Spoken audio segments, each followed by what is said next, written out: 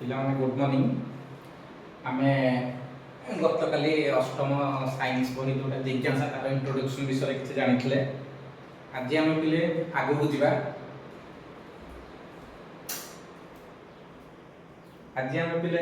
ଯିବା।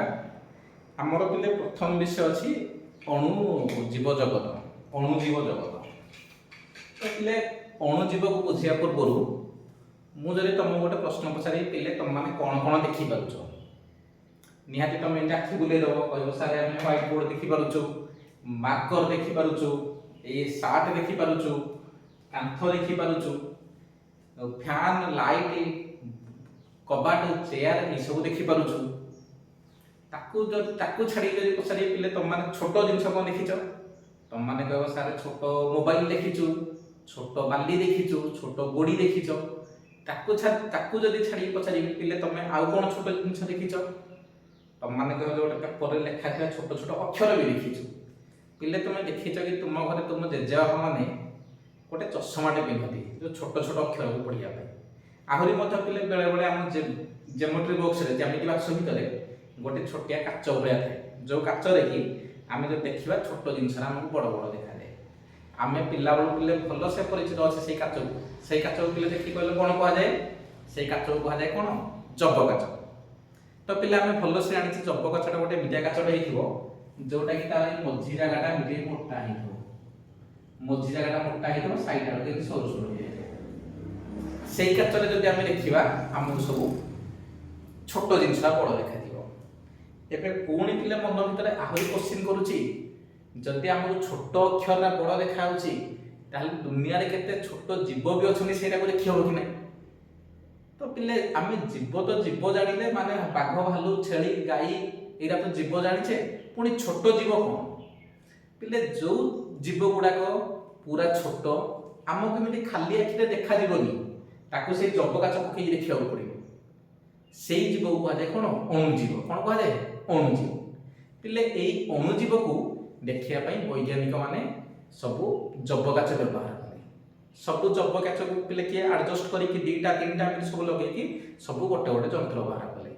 ପିଲେ ଜବ କାଚକୁ ନେଇକି ଯେଉଁ ଯନ୍ତ୍ର ବାହାର କରାଗଲା ତାକୁ କୁହାଗଲା ଅଣୁବୀକ୍ଷଣ ଯନ୍ତ୍ର। କ'ଣ କୁହାଗଲା? ଅଣୁବୀକ୍ଷଣ ଯନ୍ତ୍ର। ଏବେ ପିଲେ ଅଣୁବୀକ୍ଷଣ ଯନ୍ତ୍ର ତମମାନେ ସବୁ ଦେଖିଛ।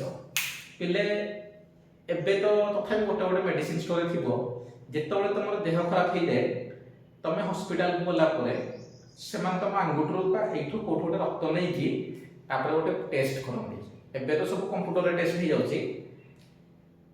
ତଥାପି କିଛି ଜାଗା ଥିବ ଦେଖିବ ସେ ଗୋଟେ ରକ୍ତ ଟିକେ ନେଉଥିବେ, ଗୋଟେ ସ୍ଲାଇଡରେ ପକେଇକି ଏମିତି ଗୋଟେ ମେସିନ୍ ଟାଇପ୍ ଏମିତି ପକେଇକି ସେମିତି ନଳିଥିବେ, ଏମିତି ଦେଖୁଥିବେ।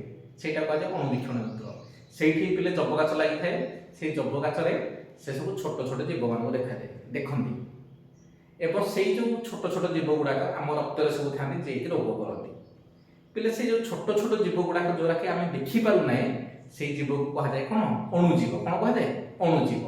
ଯେହେତୁ ସେଇ ଯନ୍ତ୍ରରେ ଆମେ ଅଣୁଜୀବ ମାନଙ୍କୁ ଦେଖୁଛେ, ତେଣୁ ସେଇ ଜୀବ ଯନ୍ତ୍ରକୁ କୁହାଗଲା କ'ଣ? ଅଣୁବୀକ୍ଷଣ ଯନ୍ତ୍ର। କ'ଣ କୁହାଗଲା? ଅଣୁବୀକ୍ଷଣ ଯନ୍ତ୍ର। ପିଲେ ଜଣେ ବୈଜ୍ଞାନିକ ଥିଲେ, ତାଙ୍କ ନାଁ ହେଉଛି ରବର୍ଟ ହୁକ୍। ତାଙ୍କ ନାଁ କ'ଣ? Robert hook. ଜଣେ ବୈଜ୍ଞାନିକ ଥିଲେ, ତାଙ୍କ ନାଁ କ'ଣ? Robert hook. ସିଏ କ'ଣ କରିଥିଲେ?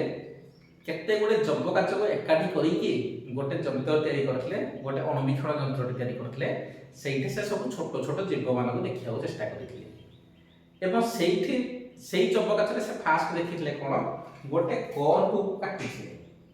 କର୍କ କ'ଣ ପିଲେ ତମମାନେ ଯେଉଁ ଖେଳିଥିବ, ବ୍ୟାଡମିଣ୍ଟନ ଖେଳୁଛ, ବ୍ୟାଡମିଣ୍ଟନ ଗୋଟେ କର୍କ ଥାଏ। କର୍କର ପଛପଟେ ଗୋଟେ ଏମିତି ଗୋଟେ ତୁଳା ଭଳିଆ ଗୋଟେ ସଫ୍ଟ ଜିନିଷଟେ ଲାଗିଥାଏ, ତା ଉପରେ ପର ଗୁଡ଼ାକ ଲାଗିଥାଏ। ସେ ଯେଉଁ ତଳଟାକୁ ସେଇଟାକୁ କୁହାଯାଏ କର୍କ। ସେ କର୍କରୁ ଟିକେ ନାକୁ ସେ କାଟିକି ତାଙ୍କର ସେ ଅଣୁବୀକ୍ଷଣ ଯନ୍ତ୍ରରେ ସେ ଦେଖିଥିଲେ। ଏବଂ ଯେତେବେଳେ ସେ ଅଣୁବୀକ୍ଷଣ ଯନ୍ତ୍ରରେ ସେ ଦେଖିଥିଲେ, ତାଙ୍କୁ ଏଇଭଳିଆ ଦେଖାଯାଇଥିଲା।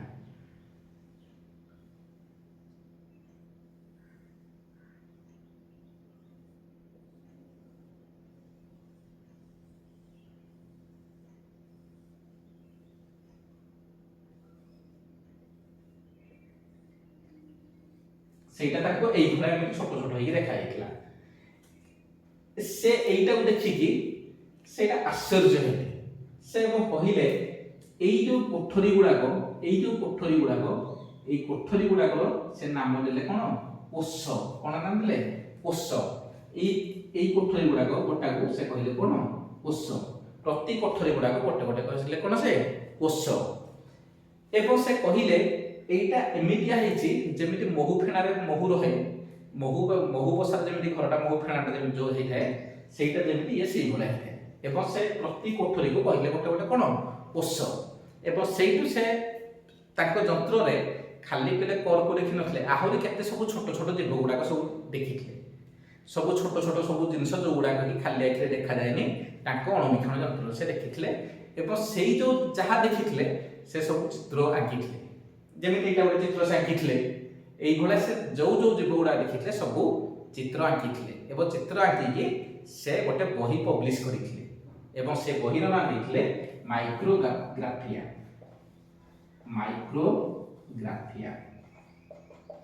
এইଠି ପିଲେ କ୍ୱେଶ୍ଚିନ୍ ଆସିବ, କୋଉ ବୈଜ୍ଞାନିକ ପ୍ରଥମେ ଅଣୁବୀକ୍ଷଣ ଯନ୍ତ୍ର କରିକି ଛୋଟ ଛୋଟ ଜୀବ ମାନଙ୍କର ଚିତ୍ର ଅଙ୍କନ କରିଥିଲେ? କିଏ ସେ? Robert hook.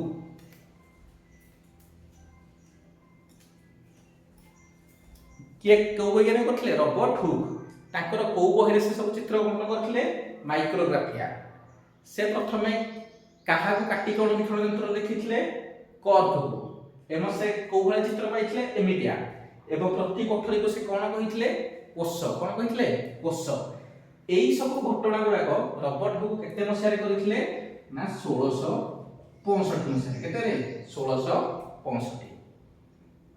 ପିଲେ ଆମେ ଯୋଉ ବ୍ୟାଡମିଣ୍ଟନ ଖେଳୁଛେ, এই ଯୋଉ କର୍କଟା କହିବା ଗଲେ ସେଟା ଗୋଟେ ମୃତ ଜୀବଟେ, ମାନେ ସେଟା ତା ଦେହରେ ଗୋଟେ ଜୀବନ ଅଛି କି? ଜୀବନ ନାହିଁ। ତ ପିଲେ କିନ୍ତୁ କିଛି ଜୀବନ୍ତ କୋଷ ମାନଙ୍କୁ ଦେଖିବା ଜଣେ ବୈଜ୍ଞାନିକ ଦେଖିଥିଲେ, ଯେମିତି କି ବ୍ୟାକ୍ଟେରିଆ, ବୀଜାଣୁ ନାଟା ଶୁଣିଥିବ, କି ନହେଲେ ଆମ ରକ୍ତରେ ଯୋଉ କୋଷ ଅଛି ସେଇ କୋଷ ଗୁଡାକରେ ସବୁ କୋଠରୀ ଗୁଡାକ ଜଣେ ବୈଜ୍ଞାନିକ ଦେଖିଥିଲେ। ସେଇ ବୈଜ୍ଞାନିକ କେତେ ମସିହାରେ ଦେଖିଥିଲେ? 1660 ମସିହା ବେଳକୁ, ଏଇ ପାଖାପାଖି ଦେଖ 1660 1665 ପାଖାପାଖି। ତାଙ୍କ ନାଁ କଣ ଥିଲା? Antonie van Leeuwenhoek. ତାଙ୍କ ନାଁ କଣ ଥିଲା? Antonie van Leeuwenhoek. ଇଏ ପିଲେ ସବୁ ଜୀବ ମାନଙ୍କୁ ଦେଖିଥିଲେ। ଇଏ ରବର୍ଟ ହୁକ୍ କାହାକୁ ଦେଖିଥିଲେ? ଗୋଟେ ନିର୍ଜୀବ ଜିନିଷ ଗୁଡାକ ସବୁ ଦେଖିଥିଲେ, ଯୋଉ ନିର୍ଜୀବ ଜିନିଷ ଗୁଡିକ ଛୋଟ ଖାଲି ଆଖିରେ ଦେଖାଯାଏ ନାହିଁ।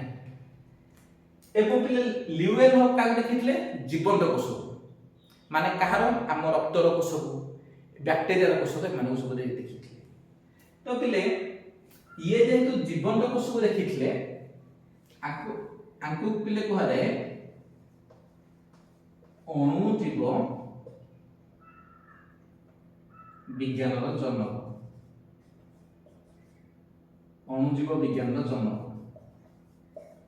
ପିଲେ ଅଣୁଜୀବ ବିଜ୍ଞାନ ଜନକ ମାନେ କଣ? ଯୋଉ ଜିନିଷ ଗୁଡିକ, ଯୋଉ କୋଷ ଗୁଡିକ ଖାଲି ଆଖିରେ ଆମକୁ ଦେଖାଯାଏ ନାହିଁ, ତାକୁ ଦେଖିବା ପାଇଁ କଣ ମାନେ ଅଣୁବୀକ୍ଷଣ ଯନ୍ତ୍ର ଆବଶ୍ୟକ ପଡିଥାଏ, ସେଇଗୁଡାକୁ କୁହାଯାଏ କଣ? ଅଣୁଜୀବ।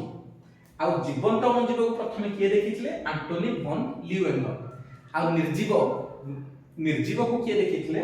Robert Hooke. ଏବଂ এই କୋଷ ଉପରେ ଯେହେତୁ ରବର୍ଟ ହୁକ୍ ପ୍ରଥମେ ବେଶୀ ଧାରଣା ଦେଇଥିଲେ, ଆଣ୍ଟୋନି ଭନ୍ ଲିଉଏନହକ୍ ଦେଖିଥିଲେ ଜୀବନ୍ତ କୋଷକୁ, କିନ୍ତୁ ସେ ଏତେ ଧାରଣା ଦେଇନଥିଲେ। ଯେହେତୁ କୋଷ ଉପରେ ବେଶୀ ଧାରଣା ଦେଇଥିଲେ କି ସେ ରବର୍ଟ ହୁକ୍, ତେଣୁ କୁହାଯାଏ ଯେ କୋଷକୁ ପ୍ରଥମେ ତା ଉପରେ ଧାରଣା ଦେଇଥିଲେ କି ସେ ରବର୍ଟ ହୁକ୍। ଏବଂ ଯଦି ପଚାରିଯିବ ଜୀବନ୍ତ କୋଷ ଉପରେ ପ୍ରଥମେ ଧାରଣା କିଏ ଦେଇଥିଲେ? Antonie van Leeuwenhoek. Antonie van Leeuwenhoek. ଏବଂ ପିଲେ ରବର୍ଟ ହୁକ୍ କୋଷକୁ ଜାଣିଲା ପରେ ସେ କହିଲେ ଯେ ଯେମିତି କର୍କଟା କୋଷରେ ତିଆରି ହେଇଛି, ସେମିତି ଆମ ବଡିଟା ବି ଛୋଟ ଛୋଟ କୋଷରେ ତିଆରି। ଆମର এই ହାତ ଗୋଡ଼ ମୁହଁ ଯାହା ବି ଦେଖୁଛ ସବୁ ଗୁଡାକ ଛୋଟ ଛୋଟ କୋଷରେ ତିଆରି। ଏମିତି ଛୋଟ ଛୋଟ କୋଷ ଗୁଡାକ ଏକାଠି ହେଇକି ଆମ ବଡି ତିଆରି ହେଇଛି। এইଭଳିଆ ଭାବରେ ପିଲେ କିଛି ପ୍ରାଣୀ କୋଷକୁ ଦେଖାଗଲା, କିଛି ଉଦ୍ଭିଦ କୋଷକୁ ଦେଖାଗଲା। ତାହେଲେ ପ୍ରାଣୀ କୋଷକୁ ମାନେ ଯୋଉମାନଙ୍କର ଜୀବନ ଅଛି, ଯେମିତି ବାଘ, ଭାଲୁ, ମଣିଷ, ଏମାନଙ୍କ ବଡିରେ ଯୋଉ କୋଷ ଅଛି ତାକୁ କୁହାଗଲା ପ୍ରାଣୀ କୋଷ। ଉଦ୍ଭିଦ କୋଷ କୋଉଟା? ନା ଯେମିତିକି ଆମର ହେଲା ଆମ୍ବ ଗଛ, ପଣସ ଗଛ, ଶାଗୁଆନ ଗଛ, ତାଙ୍କ ବଡିରେ ଯୋଉ କୋଷ ଅଛି ତାକୁ କୁହାଗଲା ଉଦ୍ଭିଦ କୋଷ। ଏବେ ପିଲେ ଦେଖିବା ପ୍ରାଣୀ କୋଷ ଦେଖିବାକୁ କିପରି, ଉଦ୍ଭିଦ କୋଷ ଦେଖିବାକୁ କିପରି। ତାହେଲେ ପିଲେ ପ୍ରଥମେ କୋଷ କିଏ ଆବିଷ୍କାର କରିଥିଲେ? Robert Hooke. ଜୀବନ୍ତ କୋଷ କିଏ ଆବିଷ୍କାର କରିଥିଲେ? Antonie van Leeuwenhoek. Antonie van Leeuwenhoek. Antonie van Leeuwenhoek କେତେ ମସିହାରେ ଆବିଷ୍କାର କରିଥିଲେ? 1660। ଏବେ ପିଲେ ଦେଖିବା ଉଦ୍ଭିଦ କୋଷ ଆଉ ପ୍ରାଣୀ କୋଷ। ପିଲେ ଉଦ୍ଭିଦ କୋଷଟା ଦେଖିବା ପାଇଁ ଟିକେ ଏମିତି ଚାରିକଣିଆ ହେଇଥିବ, ଆଉ ପ୍ରାଣୀ କୋଷ ଦେଖିବା ପାଇଁ ଟିକେ ଏମିତି ଗୋଲାକାର ହେଇଥିବ। ପିଲେ ମନେ ରଖ, ଉଦ୍ଭିଦ କୋଷଟା ଦେଖିବା ପାଇଁ କେମିତି ହେଇଥିବ? ଚାରିକଣିଆ ଆକାରର, ପ୍ରାଣୀ କୋଷ ଦେଖିବା ପାଇଁ ହେଇଥିବ ଗୋଲାକାର। ପିଲେ ଏ ଯୋଉ ବାହାର ଆବରଣଟା ଯେମିତି ଆମ ଘରର ଅଛି ବାଉଣ୍ଡ୍ରି, ସେମିତି କୋଷର ବି ମଧ୍ୟ ଅଛି ବାଉଣ୍ଡ୍ରି। ଏ ବାହାର ଆବରଣ କୋଷ ଝିଲ୍ଲି। ବାହାର ଆବରଣ କଣ କୁହାଯାଏ? କୋଷ ଝିଲ୍ଲି। ଉଦ୍ଭିଦର ବି ସେମିତି ବାହାର ଆବରଣଟା କୁହାଯାଏ କଣ? କୋଷ ଝିଲ୍ଲି। କିନ୍ତୁ ପିଲେ ଉଦ୍ଭିଦର ବାହାରେ ଆଉ ଗୋଟେ ବାଉଣ୍ଡ୍ରି ଅଛି। ପିଲେ ଉଦ୍ଭିଦକୁ ଏଇଥିପାଇଁ ବାଉଣ୍ଡ୍ରି ବାହାରେ ଗୋଟେ ଭଗବାନ ଦେଇଛନ୍ତି, କାରଣ ଉଦ୍ଭିଦ ଚାଲି ପାରୁନି କି ଦୌଡ଼ିକି ଯାଇ ପାରୁନି। ଆମ ମାନଙ୍କର ମଣିଷ ମାନଙ୍କର ପ୍ରକୃତି ହେଉଛି କି ଯେତେବେଳେ ଯିଏ ଯୋଉ ଟେନସନରେ ଥିବ ଯାଇକି ଗଛକୁ ଏମିତି ମାରିବ, ଗଛକୁ ଆଉଯିବ, ଗଛରେ ବସିବ।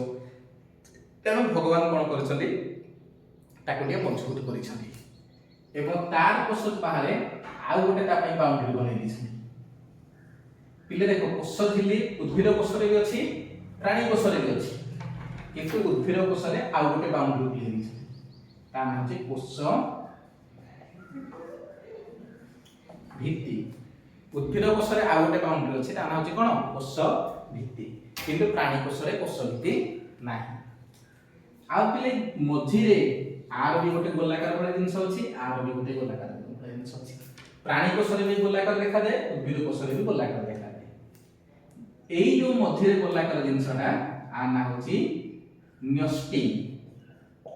ଆ ନାଁ କଣ? ନ୍ୟଷ୍ଟି। ଇଂଲିଶରେ ଆକୁ କୁହାଯାଏ ନ୍ୟୁକ୍ଲିୟସ୍। ଇଂଲିଶରେ ଆକୁ କଣ କୁହାଯାଏ? ନ୍ୟୁକ୍ଲିୟସ୍। ପିଲେ ଏଇ ନ୍ୟଷ୍ଟି ଆଉ କୋଷ ଝିଲ୍ଲି ଏଇ ତକ ଏରିଆ, ଏଇ ମଝି ଜାଗାଟା,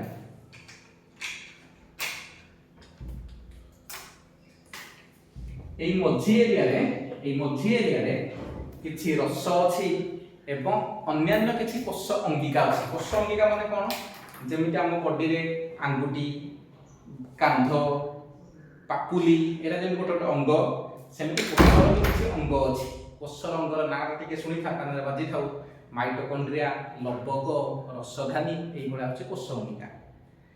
এই ভিতরে কিছু কোষ অঙ্গিকা আছে, কিছু রস ମଧ୍ୟ ଅଛି, পানি ভଳିଆ ଜିନିଷ। এই মধ্যিতক এরিয়াটাକୁ କୁହାଯାଏ ସାଇଟୋପ୍ଲାଜମ। ମଝିତକ ଏରିଆ କଣ କୁହାଯାଏ? ସାଇଟୋପ୍ଲାଜମ। ତାହେଲେ ସାଇଟୋପ୍ଲାଜମ ପିଲେ କାହାକୁ କହିବା? ନ୍ୟଷ୍ଟି ଆଉ କୋଷ ଝିଲ୍ଲିର ମଝିର ଏରିଆଟାକୁ କୁହାଯାଏ କଣ? ସାଇଟୋପ୍ଲାଜମ। ଆଉ କୋଷର ମଝି ଏରିଆଟାକୁ କୁହାଯାଏ ନ୍ୟଷ୍ଟି, ବାହ୍ୟ ଆବରଣଟାକୁ କୁହାଯାଏ କୋଷ ଝିଲ୍ଲି, ଉଦ୍ଭିଦ କୋଷର କୋଷ ଭିତ୍ତି, ପ୍ରାଣୀ କୋଷର କୋଷ ଝିଲ୍ଲି। এই ভিতরে পিলে যদি কোষর ସବୁଠାରୁ ମୁଖ୍ୟ କିଏ, କୋଷର କଣ୍ଟ୍ରୋଲର କିଏ, କୋଷର ହେଡ୍ କିଏ, କଣ୍ଟ୍ରୋଲ କରୁଥାଏ ନ୍ୟଷ୍ଟି। ଏଇଟା କଣ୍ଟ୍ରୋଲ କରୁଛି, ଏଇଟା କୁହାଯାଏ କଣ? ନ୍ୟଷ୍ଟି। ଆଉ ଏମାନଙ୍କୁ ସପୋର୍ଟ କରିବା ପାଇଁ এই ଭିତରେ ପିଲେ ଗୋଟେ ଜିନିଷ, ଗୋଟେ ନାଁଟା ଶୁଣିଥାଅ, ଏମିତି ଗୋଟେ କାକୁଡି ଭଳିଆ ଗୋଟେ ଜିନିଷ ଥାଏ, ପ୍ରାଣୀ କୋଷରେ ବି ଥାଏ, ତାକୁ କୁହାଯାଏ ମାଇଟୋକଣ୍ଡ୍ରିଆ। ଆକୁ କୁହାଯାଏ ମାଇଟୋକଣ୍ଡ୍ରିଆ। এই নামটা শুনি থাও, আগুক আ বিষয়ে কহিবি, কুহাযাଏ মাইটোকন্ড্রিয়া। আর এই কোষ উদ্ভিদ কোষ ভিতরে এমিতি বড় বড় প্যাকেট ভଳିଆ কিছু গোটে খালি স্থান থাকে। এই প্যাকেট ভଳିଆ খালি স্থান কুহাଯାଏ রসধানী। রসধানী পিলে মনে রাখ, এই রসধানীটা প্রাণী কোষরে ନାହିଁ, যদি বা সে পুরা ছোটিয়া ছোটিয়া। রসধানীটা কহিବାକୁ গলে কেবল উদ্ভিদ কোষরে আছে, প্রাণী কোষরে ନାହିଁ। কিন্তু মাইটোকন্ড্রিয়া প্রাণী কোষরে আছে, উদ্ভিদ কোষরে আছে। রসধানীর কাম কোন না, ইয়ে কোন করিব ସବୁতক জিনিস গুড়াকে সব ভিতরে স্টোরেজ করি রাখিব, এটা স্টোর করিয়ার কাম না। আচ্ছা, এবং ইয়ে মধ্যে কোষকু মজবুত করিব, সেইটি পাই বলে গছরা বহুত মজবুত, কারণ উদ্ভিদ কোষরে রসধানী আছে। ওকে, তা বিষয়ে ডিটেলস পড়িবা। আকু ছাড়িকি আ ভিতরে आहुरी मध्ये गोटे बाड़ी भलिया किसी जिनिस थाए ताकू कह जाए लबक। ताकू कौन कह जाए लबक। एई लबक भी प्राणी कोश रे नाही। एई लबक पिले दी प्रकार गोटे हला वर्णयुक्त आ गोटे वर्णहीन।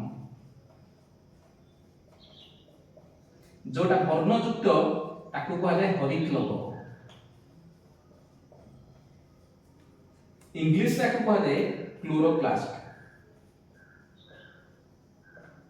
पिले लबक ताहले केते प्रकार हला दी प्रकार। गोटे हला वर्णयुक्त आ गोटे वर्णहीन। वर्णयुक्त माने कोन जोरा कलर कलर देखा जाउथो। गछर को पार्ट हमको कलर देखा जाए ता पत्र ता फूल को पार्ट हमको वर्णहीन देखा जाए जोटा माने रंग नथिबो तार जो छाल गुडा को कांड मूल सेटा हमको कलर देखा जाए। कांड मूल जो लबक थाए ताकू कह जाए वर्णहीन आ जो पत्र फूल रे जो लबक थाए ताकू कह जाए वर्णयुक्त लबक। कि लबक कह जाए वर्णयुक्त। तो पिले एई हरित लबक नाटा आगो सुनिथिबो क्लोरोप्लास्ट नाटा सुनिथिबो। पिले एई हरित लबक भितरे गोटे अछि क्लोरोफिल बोली जोटा का हम कहउछे सबुज कणा जे कि गछर सबुज रंग पई दायी। पिले जानि थाउ मन रख लबक आ रसधानी उद्भिद कोश थाए। तो पिले एई गुडा तो रहला भितरे आ ऊपर डिटेल्स पढिबा। उद्भिद प्राणी कोश रे भी समिति किछि अछि माइटोकॉन्ड्रिया दी पटे अछि। तेबे जो बाहर आवरणटा कोश झिल्ली एई कोश भित्ति बा कोश झिल्ली एमानकर काम कोन पिले एमाने सब गोटे आकार दे थांती। एटा गोलाकार हिक अछि बोली आमे कहउछे प्राणी कोशटा गोलाकार। एटा चारिकोणिया हिक अछि बोली आमे कहउछे एटा होछि गोटे आयताकार गोटे। तो पिले कोश को आकार के दै थाए एई कोश झिल्ली। आकार के दै थाए कोश झिल्ली। आ कोश झिल्ली मध्ये एमिटा जिंस जे कि गोटे गेट भलिया काम करे। मने करो एई कोश भितर को किछि रस किछि पानी किछि एंजाइम आवश्यक अछि सेई गुडा को पटे आसीबे एई कोश झिल्ली दे कि भितर बसिबे। आ कोश झिल्ली मध्ये गोटे बहुत चालाक ये केवल जो जिंस आवश्यक ताकू से भितर को छाडिबो आ जो आवश्यक न ताकू से भितर को छाडिबो नाही। ताले कोश झिल्ली काम हम कोन जानले ये कोश को आकार दिए एवं कोश को जो जिंस आवश्यक ताकू से भितर को छाडे जे आवश्यक नहे ताकू से बाहर को पठेई दे। ता माने कोशर अंश विषय टिके जानिले कोशर बाहर अंशटा हला कोश झिल्ली मझिटा हला नष्टि आ कोश झिल्ली नष्टि एई जो मझि जगाटा कह जाय कोन साइटोप्लाज्म। कोन कह जाय साइटोप्लाज्म। एई गोलियाटा होय गोटे कहार चित्र थिला प्राणी कोश चित्र कार थिला प्राणी कोश। एटा का को कोश कहार कोश थिला उद्भिद कोश। तो पिले एति के पढिथिबो आउ आमे आगु डिस्कशन करे हला।